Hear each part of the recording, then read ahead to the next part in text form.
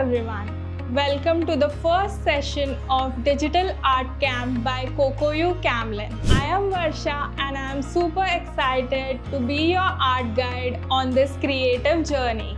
I hope you are excited, and by the end of it you will have 4 beautiful stunning pieces with you. Even if you are a beginner, don't worry, because I am going to explain each and every step in simple ways. Now let's look at the materials that we'll be using for today's tutorial. I'll be using Camel stretch canvas of size 8x10. Then Camel Artist Acrylic Color of 24 shades. Then we have a brush pack which has both flat and round brushes. Always use 2 water containers handy. One for cleaning your brushes and the next for adding water to your pigment. Mostly people face the problem that acrylics dry quickly, so for that you can use Camel retarder medium to make the paint stay wet for longer duration.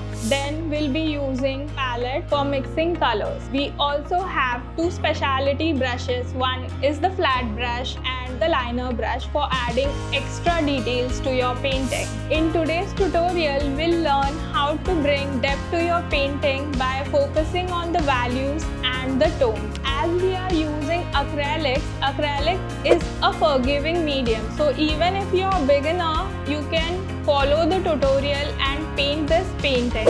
Before starting with the painting process, we'll focus on the essential painting techniques such as painting trees and bushes, and lastly we'll look at how to create a beautiful waterfall. So now we'll look how to paint trees and bushes. You can use any rough sheet of paper for practicing. The color which I am using is sap green. You can use any shade of green that's available with you.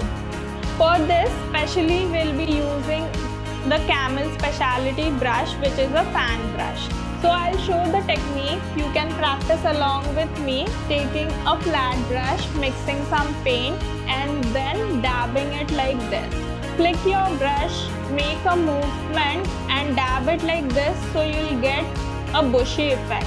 Here I am using single color for doing this, but when we are painting the waterfall, we'll use different colors to add in depth. Just look at the process, look at my hand movement, how I am moving it from left and right, making curves. Just take some paint, any color will be fine. If you don't have like sap green, you can use any other shade of green and dab your brush like this to get the bushy effect. Also, you can notice the white spaces in the middle. This will make your work look more realistic. Don't dab it heavily, applying too much of pressure like this. It will give you solid stroke. Adjust your strokes according to the size of canvas. So this is how we are going to create bushes and trees for our landscape painting. Now let's move on to creating stone texture. So for creating stone texture, we'll use different color mix, starting with burnt umber and then mixing it with burnt sienna. Also, whenever you are working with acrylic, make sure your base colors are dark enough. This will help you to add depth in your painting. So here we are going to mix a little bit of black as well. So I'll repeat the colors again. The colors that we'll be using for creating stone texture are: first is black, burnt umber, burnt sienna and yellow ochre. We are gradually going to mix all these colors to get a realistic stone effect. So for the base, I am using a size 6 flat brush. Make it damp. Now simply mix burnt umber and black. Make sure your base needs to be dark enough. If your base is not dark enough, it won't add depth to your painting. So always make sure your base layer is dark enough. So when you add lighter tones on top of it, they get highlighted. So just observe how I am painting the stone base. Simply create a base. If you feel like the color is not flowing onto the canvas, just add a drop of 2 of water to it to make it flowy. Paint a random shape of stone, and now we'll add details on top of it. So for this, the technique which we are going to use is called the roll brush technique. Simply what we are going to do, we are going to use a round brush and roll it onto the paper. Make sure it's not very wet, it needs to be dry so you get that texture effect right. So now we are using burnt sienna. You can simply mix with burnt umber as well. While creating stone effect, you can gradually mix colors. Only thing you have to remember, you have to go from dark to light. So first layer, which was our base, which we did with the darker color. Now I'm gradually mixing burnt umber and burnt sienna. And this is how you have to add texture. Take very less amount of pigment and roll it onto the canvas like this.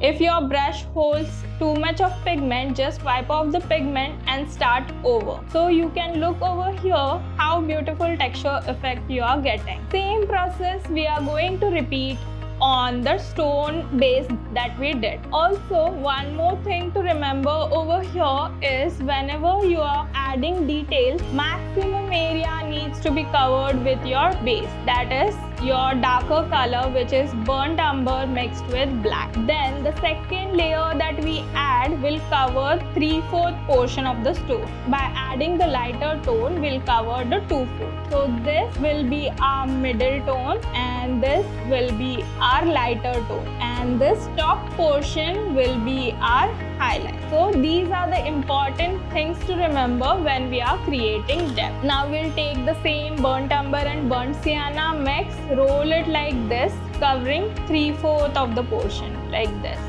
Also make sure the base layer is visible while rolling. Now to the burnt sienna, we'll add yellow ochre to make it light. Then gradually doing the second layer, simply rolling it like this. For our final highlights, we'll be adding white to yellow ochre. In this entire process, you don't have to clean your brush. To make it look more natural, you can use the brush as it is. Just wipe off the extra pigment. Every time you don't have to clean it. So this is how you can create a realistic texture effect. So now we'll begin the painting process. So first we'll start by doing the base layer. So for the base layer, we'll be using a size 10 flat brush. Bigger the brush, the better it is. It gives more coverage. For the background, we'll be again mixing the darker colors, which is black and burnt umber. So the darker base layer gives us more depth and dimension to our painting. Mixing a bit of water to it, make the consistency flowy and directly start painting with the color itself. As we are going to do different color tones on top of this, so when you do our next layer, make sure the base is completely dry or everything will turn muddy. Now as we are done with the base with the darker tone, here for the water area, we'll make ocean blue and a bit of yellow to it to add a hint of green, and then we'll merge it with the top layer and just a drop or two of yellow, and then from the bottom merging it upwards with our brown.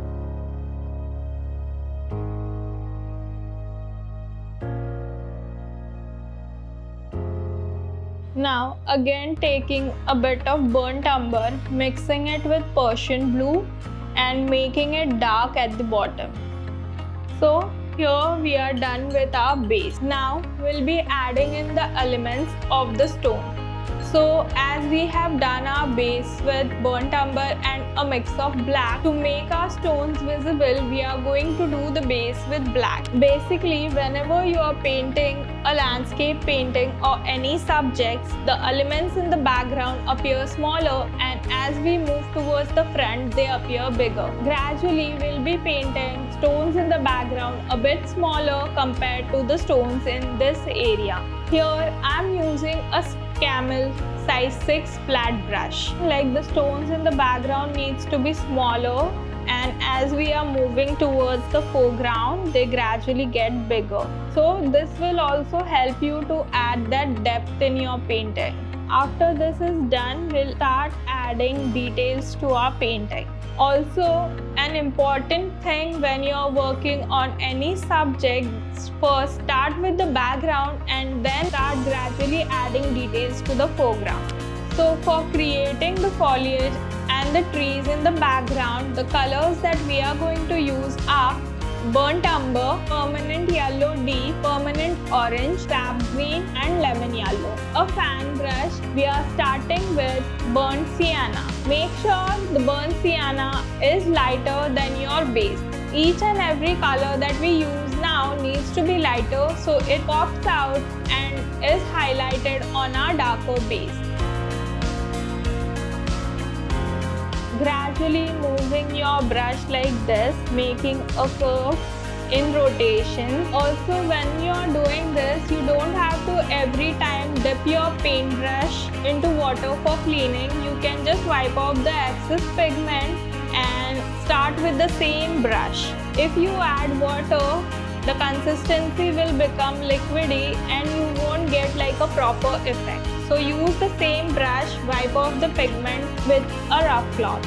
Now we are switching to orange and again following the same technique for the dabbing strokes. Few strokes you can do it with permanent yellow deep and few with permanent orange. Keep switching the strokes and colors. Now here I am using sap green and will be mixing it with lemon yellow to make the sap green light.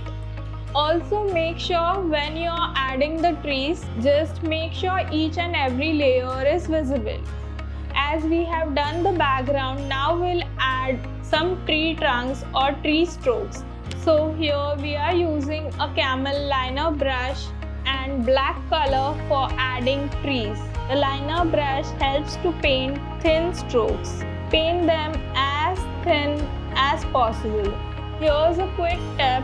When you are working on thinner stroke, what you can do, add more water to your pigment. So it will help you to achieve fine details. So now we are done with the background. We'll be moving to the foreground and adding details to the stone. The colors that we are going to use are burnt sienna, burnt umber, yellow ochre and white.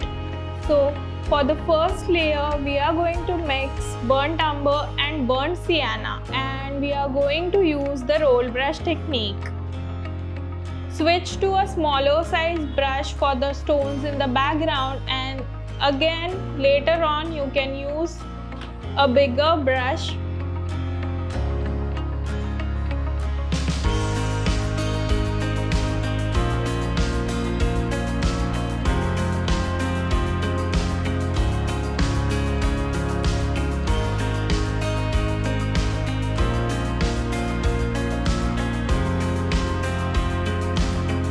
For the second layer, again we are mixing burnt sienna and yellow ochre.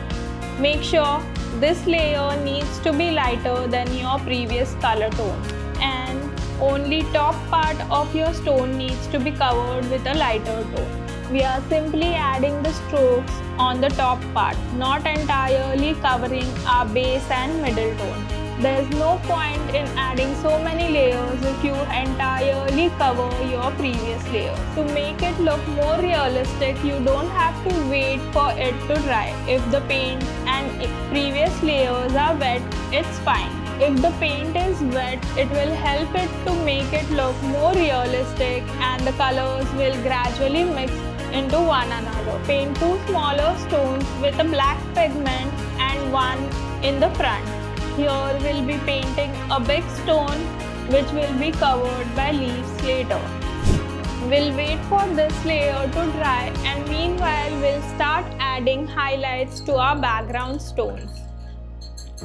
For that, the colors that we are going to mix are, we'll take a bit of burnt umber and a bit of yellow ochre and mix it with white. Make it light enough so that our highlights are bright.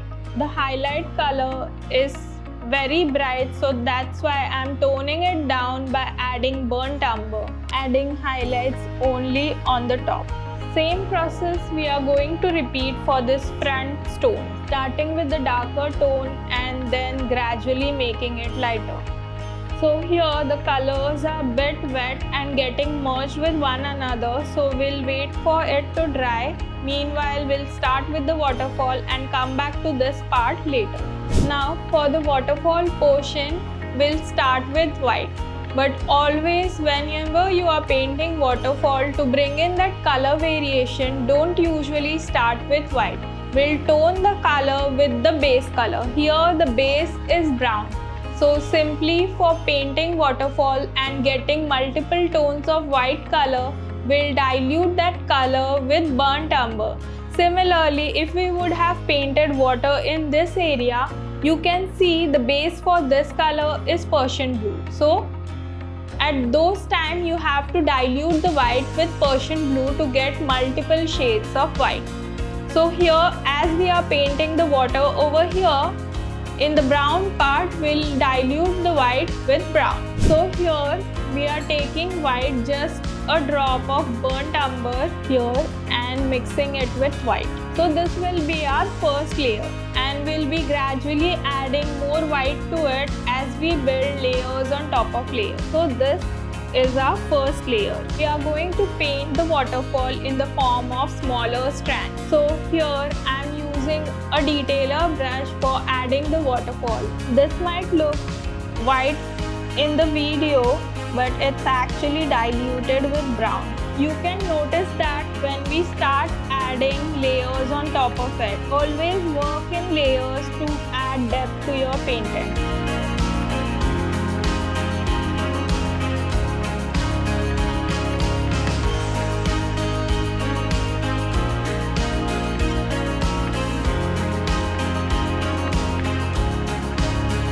Here for painting the waterfall, simply I am connecting multiple water strands together.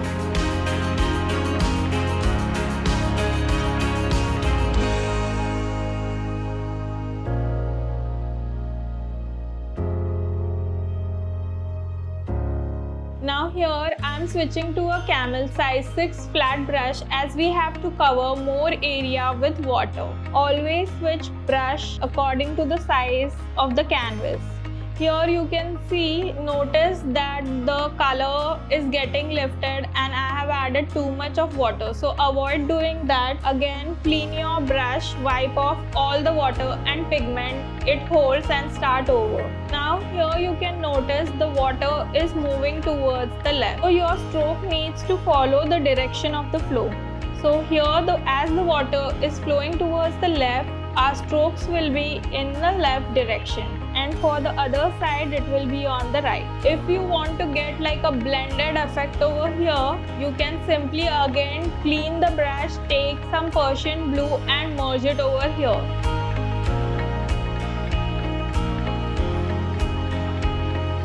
So we are finished with the first layer of strokes. Again, to the same previous color, we'll add more of white to it and start with our second layer. The main thing you have to focus over here, like each and every layer needs to be visible.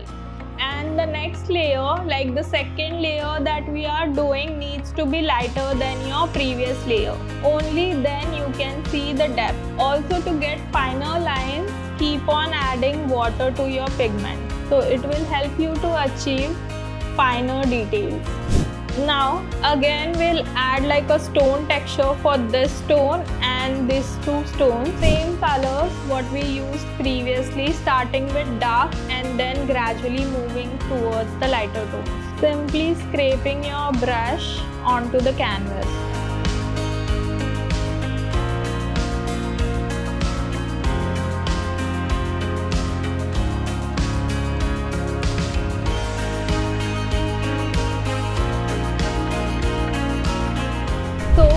For the last layer of waterfall details, now simply we'll use white without mixing or diluting it with any other color.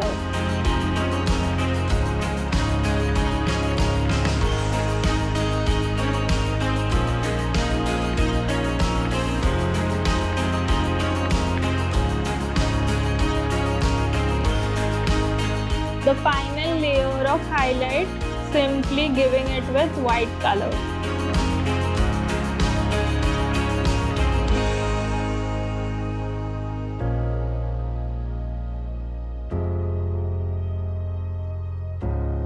Now we are almost finished with the painting, but still we have to add in some grass details over here.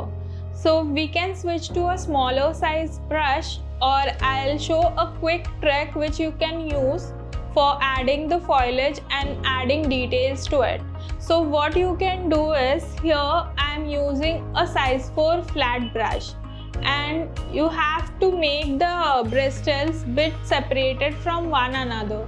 So for that, simply dab your flat brush onto any hard surface and roll it like this. This area we are covering with shades of green. So we'll start with darker green. So basically I'll be using sap green and gradually adding yellow to it to make it lighter. Here only you have to make sure that each layer is lighter than your previous layer. So for the first layer, use sap green and mix it with burnt umber. And avoid using water while using this technique. Simply you can dab your brush onto the palette itself like this and roll it like this. So starting with a darker color, dabbing, and then we'll add in yellow to make it light. This can also be done with a size 0 brush, but it's bit time consuming. Now dabbing with the lighter color. So you can notice over here, with this type of dabbing we are getting finer strokes, and with the fan brush we are getting bit bigger strokes. So we'll dab this layer with this brush, and then we'll switch to a size 0 brush for more finer details. Now I'll be switching to a smaller brush, making the color bit lighter than your previous tone, adding more of yellow to the sap green to make it light. And then with a size 0 brush you can paint like smaller leaves like this.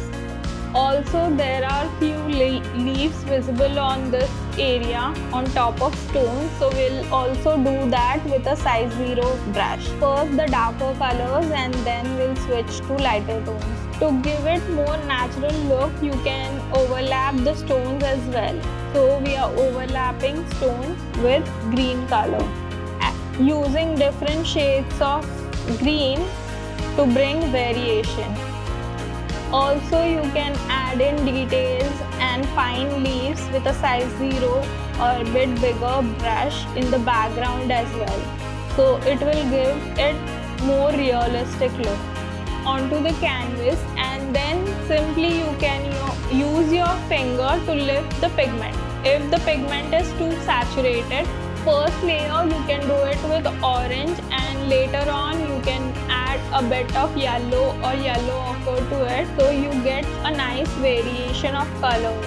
Here again we'll do a little bit of dabbing because this area kind of looks empty to me. So it's completely up to you how you want your painting. Like if you want it more detailed, you can keep on adding details to it until you are satisfied with the result. We are almost finished with the painting. So here like the entire water area is covered by stones, so the reflection of stones will be falling onto the water. So we'll use brown color for that and we'll dilute it with water. So this is basically called as glazing technique. So what we'll do, we'll simply take brown and mix it with black, make it dark, and we'll dilute it with water.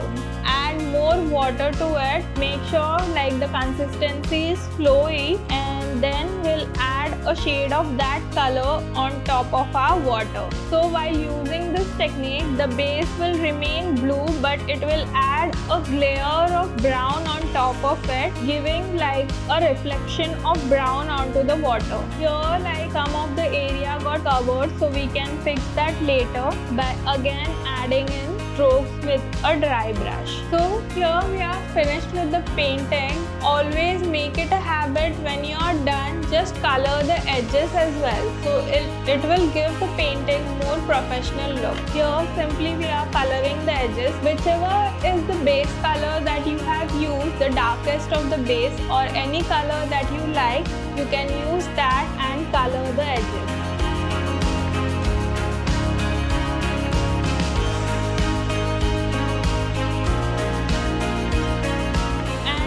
Finished with the painting, and this is how it looks. If you recreate this painting, do share it with us and tag us on Instagram. We would love to see your creation, and let us know in the comments how you liked the tutorial and which was the part or the technique which you loved the most. Do share your thoughts on it in the comment section.